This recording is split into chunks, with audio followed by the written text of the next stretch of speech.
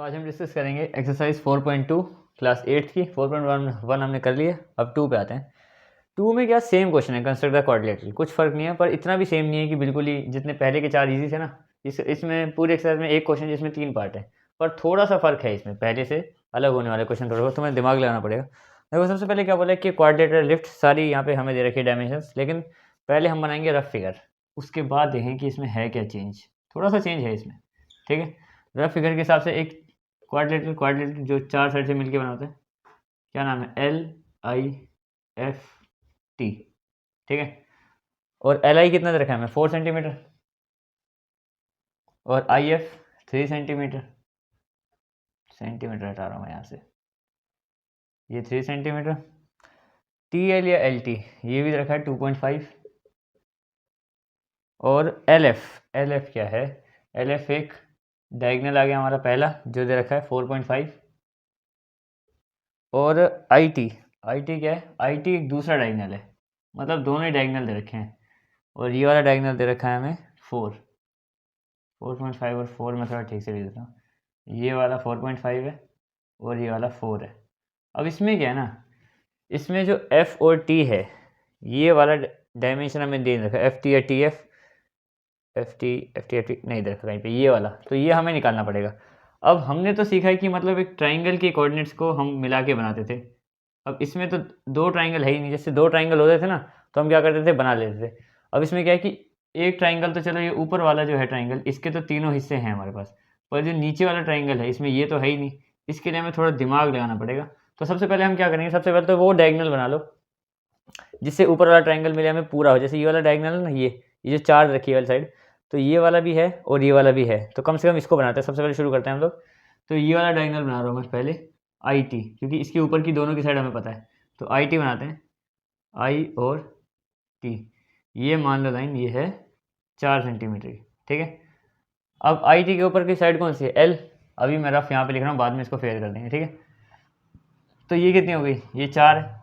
अब जो T और L है, ये वाली, ये कितनी रखी है, 2.5, और ये वाली 4। अगर ये 2.5 है तो इससे यानी कि ये 4 होगी, ये बड़ी साइड होगी।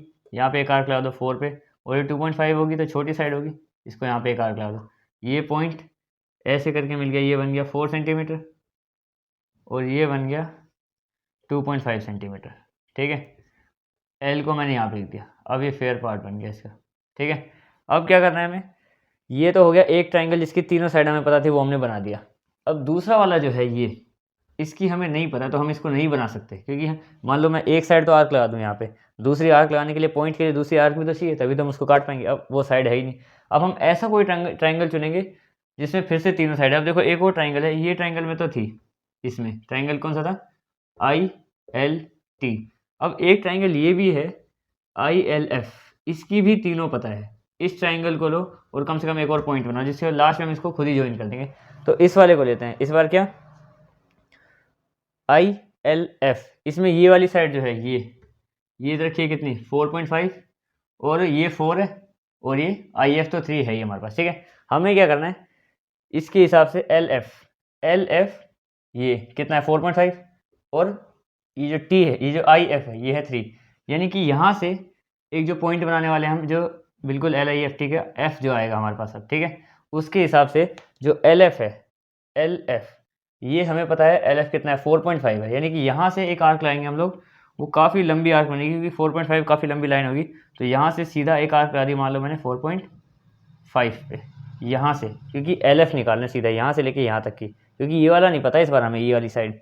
तो इस बार मैंने ये वाला ट्राइंगल लिया, ये वाला, ठीक है। इसमें से क्या करूँ मैं, F पॉइंट निकालने के लिए एक LF भी पता है, IF भी पता है। तो LF और IF के बीच में हम आर्क लगाएंगे। तो LF के लिए मैंने यहाँ पे रखा पॉइंट, और वहाँ से लाइन खींची सीधा यहाँ पे, तो ये हो गया 4.5 पे। और IF कितना रखा है, 3, यहाँ से खींचो एक आर्क लगा दो यहाँ से, मान लो यहाँ पे मीट करके, ठीक है।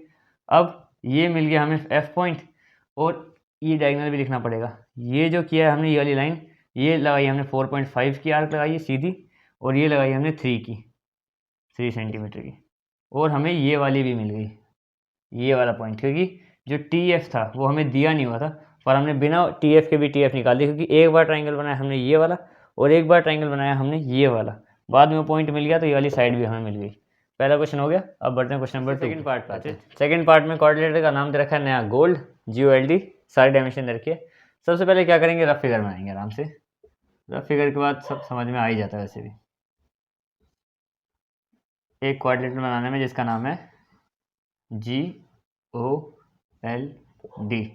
अब जो जो डायमेंशन दे रखी है वो लिख लो। GL कितना है हमारे पास, GL नहीं, पहले OL से शुरू करते हैं। OL है 7.5, ये रखिए 7.5। GL मतलब ये डायगोनल दे रखा है हमें, डायगोनल दे रखा है एक हमें 6। ऐसे डायगोनल की लाइन में नीचे ही खींचता हूँ, फिर बीच में आती है। और GD कितना है, ये वाला, ये भी 6 दे रखा है। LD ये दे रखा है 5। और OD यानी ये दे रखी है 10। हो गया रफ फिगर तैयार। हमें क्या करना है, फेयर फिगर बनानी है। इसमें GO नहीं दे रखा, तो हमें क्या, पहले वो दो ट्राइंगल लेंगे जिनमें हमें तीनों की तीनों साइड पर। देखो सबसे पहले एक ट्राइंगल ले रहा हूँ मैं, ट्राइंगल ODL। इसमें हमें ये भी पता है, ये भी पता है, और ये भी पता है, तीनों पता है, ठीक है। तो ट्राइंगल ODL के हिसाब से पहले मैं डायगोनल बना लूँ O और D, ठीक है। तो डायगोनल कितना है, 10 सेंटीमीटर का बीच वाली लाइन। तो यहाँ से लेके यहाँ तक इसका नाम दे दिया मैंने O और D, जो कि है 10 सेंटीमीटर का। पहली लाइन खींच दी मैंने, ठीक है। अब क्या करना है हमें, OD के हिसाब से नीचे एक पॉइंट है L, यहाँ पे मैंने एक रैंडम L पॉइंट लिख दिया ऐसे ही, ठीक है। अब जो DL है वो 5 है, और जो OL है वो 6 है। अगर DL 5 है तो ये वाला पॉइंट थोड़ा सा कम आएगा इसके मुकाबले। तो यहाँ से मैं आर्क लगाऊंगा यहाँ पे, कम से कम ये आ गई आर्क यहाँ पे, थोड़ी अच्छे से लगाता हूँ। ये आर्क यहाँ पे और ये वाली यहाँ पे, ठीक है। तो ये जो पॉइंट हो गया इसके साथ मैच करके ये हो गया 6 सेंटीमीटर का, और ये वाला जो पॉइंट इसके साथ मैच करके हुआ ये हुआ 5 सेंटीमीटर का, ठीक है। L हमारे पास यहाँ पे आ गया। ये नीचे वाला ट्राइंगल बन गया। अब ऊपर वाले ट्राइंगल के हिसाब से हमें जो ट्राइंगल है ये वाला, ये हम बना नहीं सकते क्योंकि हमारे पास ये साइड है, ये भी है, पर ये दी नहीं हुई है। तो इस वाले ट्राइंगल को नहीं बनाएंगे, अब सीधा ये वाला नहीं बनाएंगे, ठीक है। अब हम कोई और ट्राइंगल लेंगे जिसमें तीनों साइड पता है। देखो इसमें हमें तीनों पता थी, और अब इसमें हमें तीनों पता है, LGD, क्योंकि ये भी पता है, ये भी पता है, और ये भी पता है, ठीक है।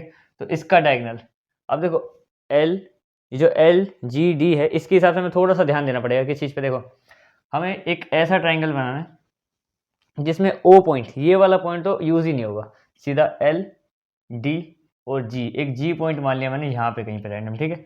इसके हिसाब से जो हमें क्या बनाना है, ये जो DG है, DG कितना दे रखा है हमें 6, यानी यहाँ से यहाँ तक एक 6 की आर्क लगानी है, ठीक है। और जो L और G है या फिर G और L है ये भी 6 है। हमें क्या करना पड़ेगा, थोड़ा ध्यान से आर्क लगानी पड़ेगी। यहाँ से एक 6 सेंटीमीटर की आर्क लगानी है, और वहाँ से वो भी 6 सेंटीमीटर की होनी चाहिए, बिल्कुल बराबर आनी चाहिए। मान लो इसी को मान लेते हैं, ठीक है। ये मेरे हाथ के हिसाब से ये 6 है ना, तो यहाँ से मैंने एक आर्क लगाई, वो आर्क मेरी लग गई कुछ ऐसे, और फिर एक आर्क लगाई मैंने यहाँ से, वो आर्क लगी मेरी ऐसे। तो ये आर्क दोनों कहाँ पे मिल गई, यहाँ पे मिल गई, ठीक है। अब ये वाला पॉइंट भी बन गया 6, और ये वाला जो पॉइंट है यहाँ से लेके यहाँ तक ये भी बन गया हमारा 6 सेंटीमीटर, यहाँ पे लिख दिया मैंने, क्योंकि हमें सारी डायमेंशन सही बनानी ना। अब हमने क्या किया, यहाँ से ही जो हमें ये रखा था, कौन सा पॉइंट था ये, G, ये भी 6 बनाना था यहाँ से। G थोड़ा आर्क में छोटी छोटी कर देता हूँ, ठीक है। ये वाला पॉइंट बन गया हमारा 6 का, क्योंकि G और D हमें दे रखा है 6, और उसके अलावा G और L ये भी दे रखा है हमें 6। तो यहाँ से भी मैंने आर्क लगाई, यहाँ से भी आर्क लगाई, बिल्कुल नीचे से बराबरी पे। तो ये पॉइंट मिल गया, और इस पॉइंट को बस ऐसे जोड़ दो, एक सेकेंड, इस पॉइंट को थोड़ा सही से जोड़ना, इस पॉइंट को ऐसे जोड़ दो। ये बन गया हमारा कोऑर्डिनेटर तैयार। ये वाली साइड हमें नहीं पता थी, इसलिए हमने इसको डायरेक्ट ज्वाइन करा, क्योंकि जैसे एक बार ट्राइंगल ये लिया, एक बार ये लिया, तो इस वाले की हमें जरूरत नहीं पड़ी ना साइड की, जैसे पिछले क्वेश्चन में किया था। अब इसके थर्ड पार्ट बताओ, थर्ड पार्ट इस एक्सरसाइज का लास्ट पार्ट है।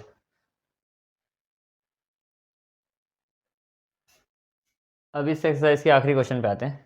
क्वेश्चन नंबर 3, रोम्बस है, रोम्बस का नाम है बेंड, जिसमें से BN और ED हमें दे रखा है, ठीक है। रफ डायग्राम बना है, उसके बाद समझ में आ जाएगा तुम्हें।